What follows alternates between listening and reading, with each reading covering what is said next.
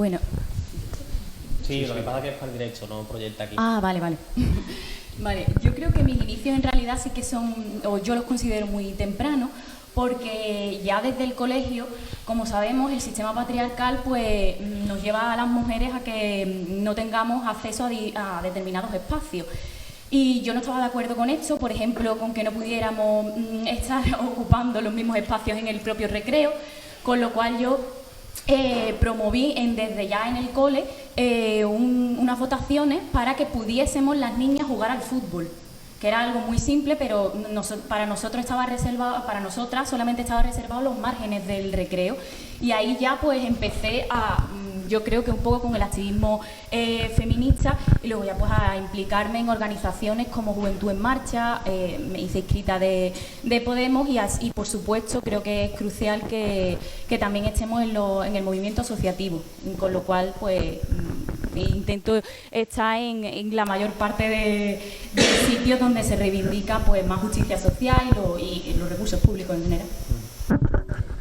Pues a mí en este punto me gustaría advertir que yo creo que las estadísticas nos demuestran que en realidad sí hay una diferencia dentro del voto juvenil entre la mujer joven y el hombre joven. Lo hemos visto en las elecciones alemanas. Y yo creo que desde las organizaciones progresistas tenemos que poner el foco en esto porque tenemos que trabajar más en ello. Yo creo que estamos muy acostumbradas a interpelar a las mujeres jóvenes, pero tenemos que interpelar más a los hombres jóvenes porque venimos de un contexto donde las anteriores generaciones, pues el hombre joven de clase trabajadora tenía más estatus social y laboral del que tiene ahora, porque pues ahora está en una situación de precariedad laboral sin poder acceder a una vivienda. ¿Qué pasa? En este contexto donde el patriarcado te sigue diciendo que tú como hombre tienes que ser el que traiga los ingresos a casa, el que trabaje, y por supuesto no puedes mostrar signos de debilidad frente a un capitalismo que pone en alza el poder, el éxito, la acumulación de capital, pues yo creo que los hombres jóvenes se encuentran en una profunda crisis identitaria. Por ahí, por esas rendijas, se cuela el discurso de la ultraderecha. Porque la ultraderecha busca un culpable, el feminismo, de manera que el declive de los hombres es culpa de la mejora de las mujeres, porque estamos consiguiendo más derechos, obviamente queda muchísimo por avanzar. Y yo creo que es bastante más atractivo, más fácil de asumir un discurso que reivindica el orgullo de ser hombre, el que si tú haces burpees o haces muchísimo esfuerzo, puedes conseguir las cosas. Si tú vas contra ella, vas a conseguir lo que te propone. Frente a un discurso progresista que reivindica la deconstrucción, la reconstrucción de tu propia identidad. Y además una solución de carácter mucho más colectiva, de reconstrucción o de creación de un nuevo sistema. Esto es mucho más difícil de asumir, como digo, que una solución de carácter individualista. Un ejemplo, por ejemplo, es, en la serie Adolescencia nos muestra que tenemos que ir en contra de estos discursos misóginos que yo no creo que estén solo en las redes sociales, no es culpa solo de la manosfera, sino que hay toda una atmósfera detrás, institucional, educativa, familiar, de tipo relacional, que sustenta todos estos discursos misóginos, y yo no creo que haya que desligar la radicalización de estos chicos, de los chicos jóvenes, de un mundo neoliberal y de un capitalismo salvaje que promueve este individualismo radical. Entonces yo creo que desde las instituciones educativas, desde sobre todo yo creo que tenemos que incidir en que las organizaciones progresistas hagan un esfuerzo, sobre todo creo que es tarea de los hombres, de impulsar discursos de nuevas masculinidades en positivo. Porque creo que el feminismo desde el reproche tiene un recorrido mucho más difícil. Entonces yo creo que tenemos que, por un lado, fomentar discursos de nuevas masculinidades en positivo y también fomentar la creación de un nuevo mundo, que es el que queremos, basado en la responsabilidad afectiva, en los cuidados y no en la acumulación de capital, en el heroísmo basado en la acumulación de poder y en la competitividad como la base de la sociedad, sino un mundo donde lo primero sea compartir la responsabilidad afectiva y los cuidados.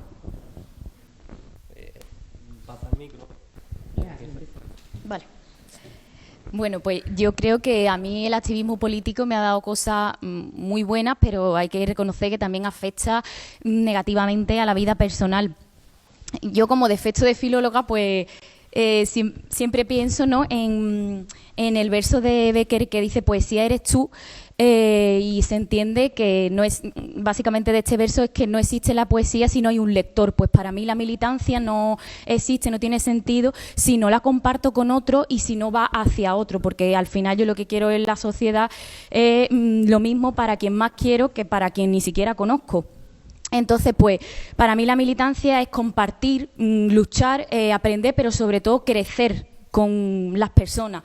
He aprendido muchísimo del activismo político, sobre todo, tengo que decirlo, en el movimiento asociativo, en el movimiento de barrio, porque es donde de verdad comparte con la gente, charlas, experiencias, y obviamente también tengo que reconocer pues que influye negativamente a tu vida, porque, bueno, y sobre todo cuando estás ya en política institucional, la política básicamente, en muchos casos, se basa en el conflicto diario, te metes en esa vorágine de conflicto y la verdad que incluso llegas a perder cosas que son importantes para ti, que luego pues te arrepientes, y sobre todo cuando se trata de pérdida de tu propia identidad, porque entras al final en esa vorágine, como digo, que te olvidas de parcelas de tu vida que también son importantes. Por eso yo creo que hay que saber ir más allá, nunca perder el norte, poner el foco en que siempre hace compartir espacio con las personas a quienes representamos cuando ya llegamos a la política institucional, y no perder básicamente pues lo que defendemos al final, porque si defendemos los cuidados, una sociedad más justa, más libre, pues que no se olvide de aplicártelo también a ti misma.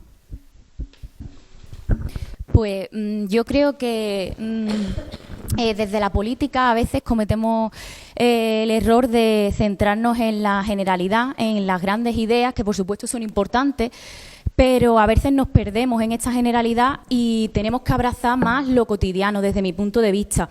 Yo quiero poner en alza pues la política de barrio, porque creo que es la política más cercana, la más tangible, y además yo defiendo una política del afecto, con lo cual para eso es más importante estar en compañía, en comunión.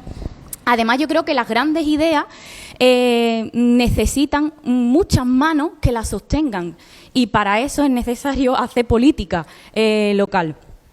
Creo, el otro día hablaba con un compañero, que las organizaciones progresistas hemos olvidado un poco que hay cierta épica en lo cotidiano, en lo minúsculo, en esa abuela que mira si le queda chatarra para comprar el pan, en esa madre que pues se ajusta el bolsillo para ir 2 veces a cenar porque tiene que pagarle inglés al hijo, en esa vecina mayor que desahucian porque un fondo buitre ha comprado el edificio. Y yo creo pues que la política tiene que acercarse más a la realidad cotidiana, a estas pequeñas y grandes cosas de la vida común de la gente. Porque de verdad pienso que hemos perdido a veces el norte, centrándonos en grandes reivindicaciones y perdiendo lo más cotidiano, que es, como digo, la política de barrio.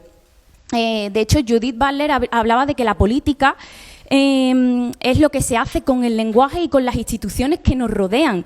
Literalmente yo creo que tenemos que acudir más a las instituciones que nos rodean en nuestros barrios, acudir a los ayuntamientos, y también es importante el lenguaje. Con esto quiero decir cómo hablamos a la gente que representamos. Es importante bajar la política a ras de suelo y hablar de manera que la gente te entienda, porque hay veces que nos perdemos en el elitismo. Y creo que en política institucional se pierde un poco, a veces se tiende a perder el norte, y hay que bajarse de esa torre de marfil donde a veces te coloca la política institucional, y colocarte al lado de la gente a la que estás representando. Por eso creo que hay que hacer política de barrio, política local, porque yo creo que la política no debe pivotar sobre la vida de la gente, sino que tiene que ser parte de la vida de la gente. Creo que para combatir este nihilismo, este descontento que ahora mismo existe en las organizaciones progresistas, pues una de las recetas podría ser esta, hacer más política de barrio con la gente común y corriente y construir más desde lo local, porque creo que ahí es donde de verdad se pueden hacer grandes cosas. Desde los ayuntamientos se pueden hacer muchas cosas, hasta el punto de que nuestros vecinos y vecinas pues puedan acceder a una vivienda digna o no.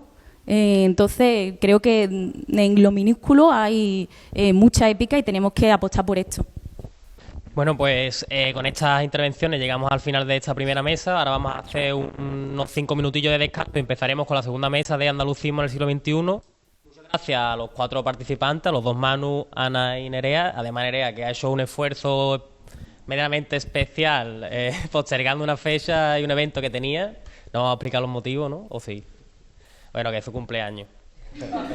Cumple 30 años.